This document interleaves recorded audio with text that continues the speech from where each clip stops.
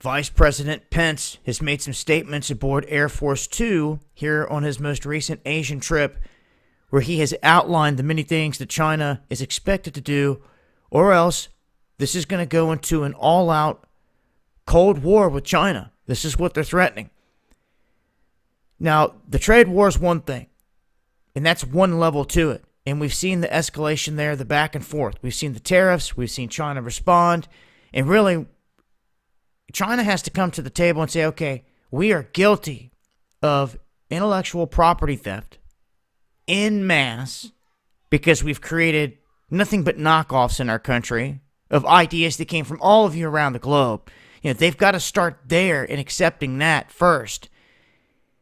Then he says they're going to have to back off of what's going on with the South China Sea, stating that there's international shipping lanes where other ships and vessels are going to need to go through to get cargo to and through, and they shouldn't have to feel the pressure of a military presence breathing down their throat. That China kind of laughs back at them and says, you're one to talk.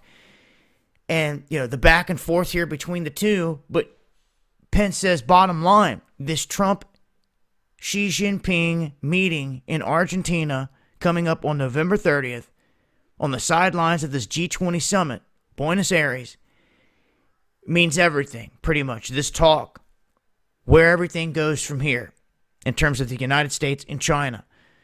So, you know, they always put a lot of hot air and some talk out there in terms of some of this stuff, but it really seems as though a lot of focus is on this meeting. I'll continue to update as I get more info on that as we approach it, and I'll leave a link below here for this. It's been Dabu7.